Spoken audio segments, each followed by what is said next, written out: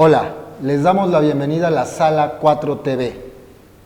El día de hoy tenemos un panel de invitados muy interesante. Les voy a pedir por favor que se presenten. Juan Francisco Urrusti, director y productor de cine documental. Y pues nada, muy agradecido por estar aquí. Soy Ana Piñón Sandoval y soy antropóloga, pero me he dedicado al cine desde los 80s, ¿no? Desde el principio de los 80s, en el Instituto Nacional Indigenista. Y pues después ya me volví más bien también investigadora para cine documental y he trabajado pues, en los últimos documentales que ha hecho Juan Francisco Urrusti, pero el cine ha sido también la actividad. Hola, yo soy Ismael Carballo, soy funcionario público del Congreso de la Unión, concretamente trabajo en la Cámara de Diputados, donde coordino el espacio cultural en Lázaro. Es un honor y una gran responsabilidad estar en este proyecto tan importante, de tanta relevancia para lo que está en marcha en el país, así que pues, es una gran responsabilidad estar aquí. Gracias por la invitación. Gracias por estar aquí. ¿Cómo ven la libertad de expresión en esta administración? Yo creo que hay una libertad total. Eso es mi punto de vista. De hecho, yo creo que ya desde hace varios años hay total libertad de expresión. Lo que pasa es que antes, mi punto de vista, ¿no? Se privilegiaba el poder de ciertos grupos de poder, ¿no? A través de son los que podían ejercer con más amplitud esa libertad de expresión, los que detengan todos los canales privados, etcétera, ¿no? de comunicación. Yo creo que nadie se puede quejar de falta de libertad de expresión. Quien se queje de esto está mintiendo, ¿no? Pues yo creo que estoy de acuerdo con eso y con que no solamente ha habido libertad de expresión, sino que ha empezado a haber un ambiente en el que se analiza las expresiones de la prensa, de la televisión, como muchísima más participación en lo que es la comunicación y lo que es, lo que estamos hablando de lo que se transmite ahora por internet, que ha aparecido todas esas formas donde toda la gente puede participar para expresarse. Entonces yo creo que sí ha habido un cambio en la manera en que toda la sociedad se expresa y que eso es algo nuevo. Eso se ha ido desarrollando, justo lo platicábamos desde que empezó a haber, por ejemplo, lo de YouTube, ¿no? Y que nosotros mismos empezamos a subir materiales ahí en 2005, en 2006, que es donde más o menos creo que es donde empieza esto, ¿no? Ahora, y todo lo que se habla a través de los medios, pues es un cambio en las posibilidades no solamente de libertad de expresión, sino de participación social en la expresión.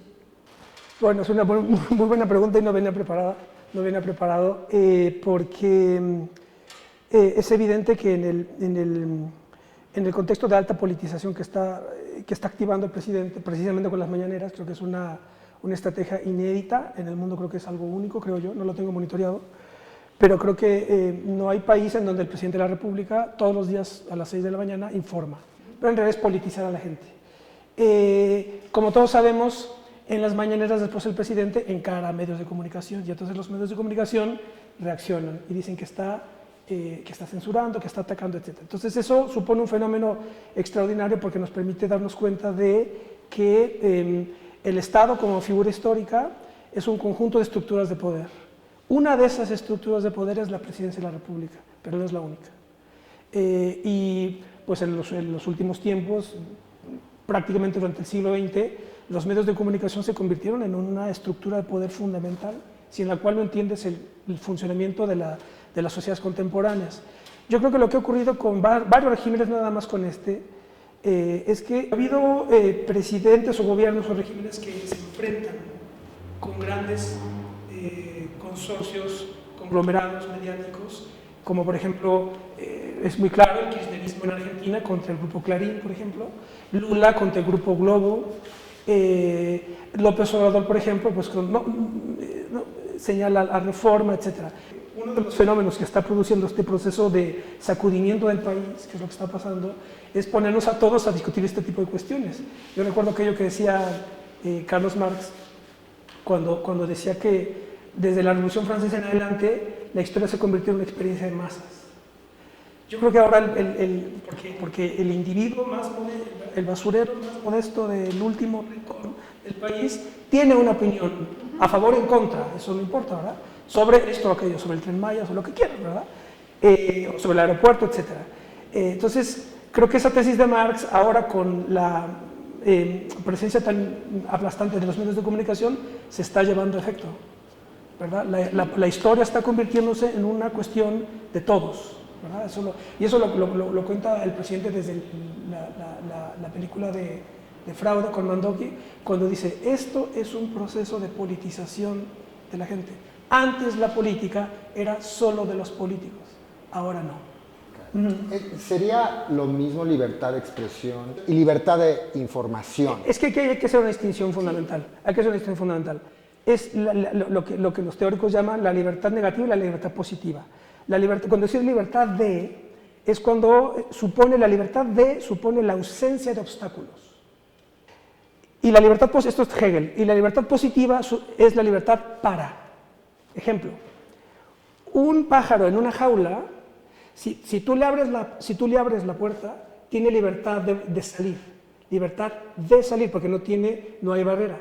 Pero si el pájaro tiene mal un ala, no tiene libertad para salir, ¿sí?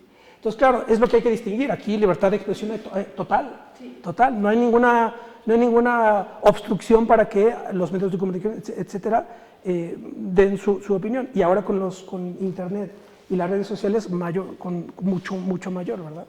Estoy de acuerdo. Yo creo que la novedad es que por primera vez el Tlatoani admite que se le cuestione. Antes ningún presidente se le podía cuestionar. Tú le cuestionabas y perdías tu trabajo, perdías la cabeza. O ibas a la cárcel. Hay tantos ejemplos que, ¿verdad? Y ahora griten, cuestionenme esta invitación, así, ustedes no son súbditos, ustedes son los protagonistas, es lo inédito. Y no estamos acostumbrados a la democracia. No estamos acostumbrados a pensar y a decidir y a sentir que nuestra manera de actuar puede incidir en la sociedad. Y esta es la novedad, nos está López Obrador invitando a ser protagonistas, no a ser sujetos pasivos. Y hay libertad de expresión y hay libertad en todos los sentidos de información, que también es inédito, porque antes, unos medios tenían toda la libertad de información y otros ninguna.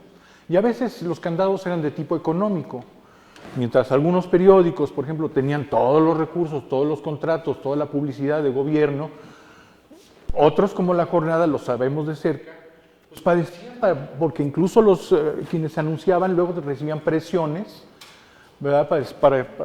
Para desinvitarlos. Si te anuncias en La Jornada, se te acaba este contrato o esta otra cosa, ¿no? Entonces, esa es la novedad. Y claro, pues hay gente que no quiere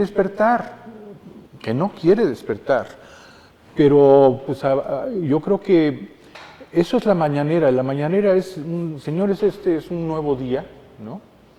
Y es la oportunidad de hacer algo por el país. ¿Qué es lo que puedes hacer tú en este país? Y marca la agenda de lo que es importante. Bueno, eso y algo que es lo más inédito, hace partícipe a todos, nos hace partícipe de las decisiones que está tomando y de la forma en que está gobernando. Eso yo creo que nunca había existido en ningún lado. Es algo verdaderamente, pues como sorprendente. O sea, bueno, hay una foto, no sé si la vieron, hay una foto, seguramente sí la vieron, que circuló en redes, de un campesino de yo no sé qué pueblo, en Perote, Veracruz o lo que sea, un campesino con garaches metido en un café internet viendo la mañanera. Eso resume todo. Sí. Ese campesino está diciendo, aquí se está discutiendo esto, y eso es extraordinario. Eso, y que cuando se les entrevista a las gentes así, hace cuenta de ese campesino y eso, pues tiene una opinión y tiene muchísima información y tiene una forma de expresarla con gran nivel, porque hemos visto esto, ¿no?, que no había antes. Porque sabes que la historia de las transformaciones que vienen de la colonia y de esto, acuérdense que la regla de la colonia, de la conquista, era callar y obedecer. El cura Hidalgo ya se rebela contra esto, es parte de lo que propone. Y todo el proceso que hay en el siglo XIX hasta que llegamos acá, esto, es cómo ha ido adquiriendo la gente que no tenía y que tenía que estar en esa condición, palabra y voz. Y resulta que ahora, gracias a que un señor que es el presidente de todos se pone a hablar de tú por tú con todo el mundo, le da la oportunidad de que todo el mundo también pueda hacerlo.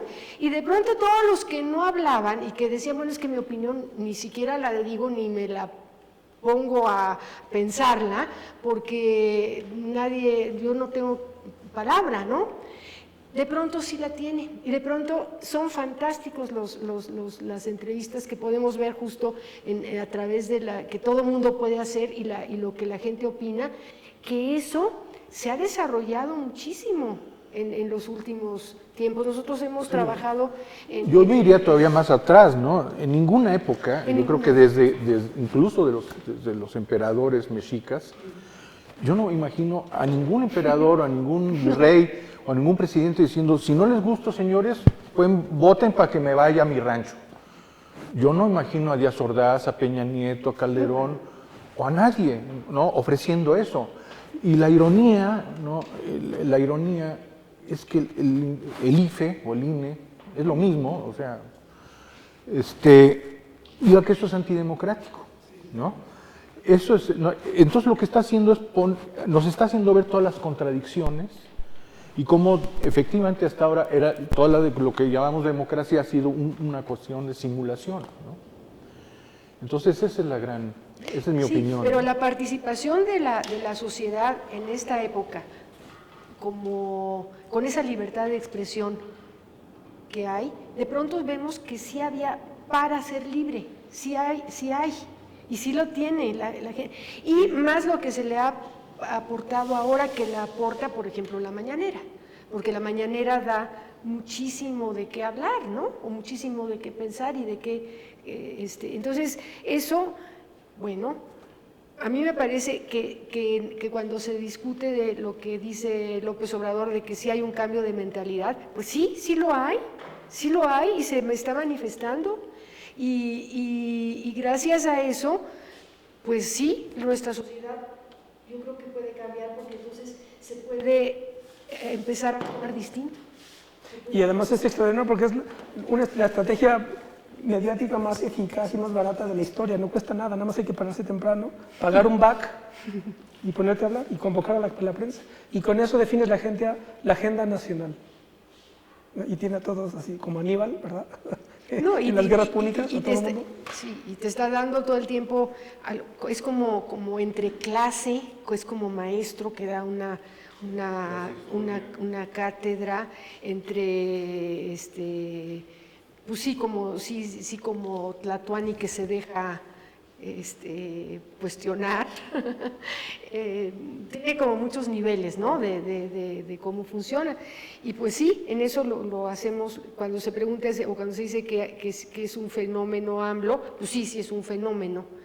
Y por ahí podríamos empezar a analizar en qué consiste ese fenómeno, porque es un fenómeno muy extraordinario, único.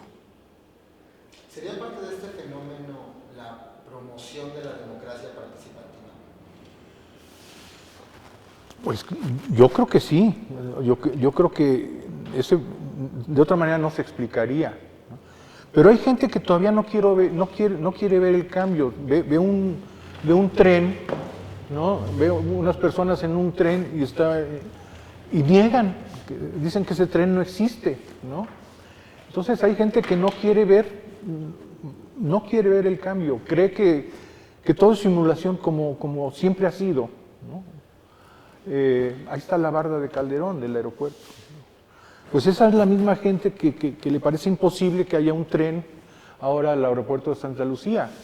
O sea, no quieren ver la realidad, ¿no? Poco a poco yo creo que incluso esa gente tendrá que despertar, ¿no? Sí, cuesta, es temor a ser adultos, a ser tratados como adultos, como gente responsable. Estamos acostumbrados a que otros decían por nosotros, o votamos una vez cada 6 años y lo demás, pues ya es cuestión de los de arriba, ¿no? Que decidan los de arriba. Pues no. Aquí la clave sería cómo caracterizar a la 4T, ese sería el asunto. Y desde luego que la 4T se tiene que explicar como el eslabón de una secuencia que viene antecedida por 3T, ¿verdad? 3 transformaciones. Pues sí es. Claro, eso es, ¿no? 1, 2, 3, 4. Entonces, para mí la 1T es una suerte de revolución nacional patriótica. En ese proceso complejo, largo, etcétera, que va de 1808 al 24, bueno, al 21, cuando se consuma la independencia, lo que aparece es la figura del patriota como esa figura histórica donde se conjuga el coraje civil y el coraje militar, por lo menos doctrinariamente. Es la figura del patriota, la 1T. La 2T es una revolución nacional liberal, claramente, ¿verdad? Juárez, el grupo, ¿no? La revolución de Ayutla del 54, constituyente del 57, revolución nacional liberal, enfrentamiento con los conservadores, etc. Bien. Y la 3T, la revolución mexicana, también vista panorámicamente, es una revolución social, popular, nacionalista. ¿Qué es la 4T? La 4T, para mí, es una revolución democrática. ¿Por qué? Pues porque el proceso histórico, sobre todo después de la Revolución Mexicana, para ya irnos para atrás. Podemos irnos para atrás, es decir, tanto en la 1T como en la 2T, no necesariamente las masas estaban ahí conscientemente, ¿verdad?, siguiendo a Morelos o no de una manera masiva, no de una manera masiva. Realmente el movimiento del cura Hidalgo, al principio, es interesantísimo cómo se unen, pues se calcula que eran como 80,000, 100,000 gentes que llegaron a orillas de la Ciudad de México a punto de tomar la ciudad, que no lo hicieron porque eran puros campesinos. Y cuando vienen Zapata y esto que sí entran, es la primera vez que los campesinos se atreven a entrar a la Ciudad de México. Bueno, yo por familia y eso sé de todos los que lucharon con Juárez y que eran juaristas y que mientras estaba la invasión francesa estaban en los pueblos manteniendo y sosteniendo la defensa y era la gente de los pueblos, ¿no? Era en el norte mucho, ¿no? Y bueno, y si nos vamos a lo de Oaxaca, que son Juárez y Porfirio Díaz, que son de Oaxaca, todo lo que es el sur, toda esa parte de México, pues esa participaron siempre muchísimo en todas las... De ahí surgen también los personajes, pues los de Vicente Guerrero, todo. Eso no solamente es el norte, es muy pues es muy fascinante la historia de México y de cómo se ha ido generando esto y cómo se ha habido o sea, no se les permitía a las gentes opinar, pero la gente participaba y opinaba siempre y yo también siempre les digo, esas películas mexicanas de las haciendas de la época de oro, donde salen en las haciendas y que dicen, sí, patroncito, quién sabe qué. Eso hace muchísimo que no existe. Cuando hicieron esas películas ya no existía eso. Eso ya no existía. Y entonces eso lo que pasa es que se han conjugado las cosas para que ahora se empiecen a manifestar todo esto, que acuérdense que la historia, que el futuro es lo que nosotros estamos haciendo ahorita. Y nosotros somos la consecuencia de lo que pasó hace 200 años, hace 500. Nosotros somos, ahorita que estamos hablando ahorita vivos y que estamos diciendo, somos la consecuencia de todo eso. Entonces, pues sí, yo creo que ahora se está manifestando de una manera maravillosa y que bueno, o sea, da muchísimo gusto. Esta es la Sala 4 TV. Vamos a una pausa.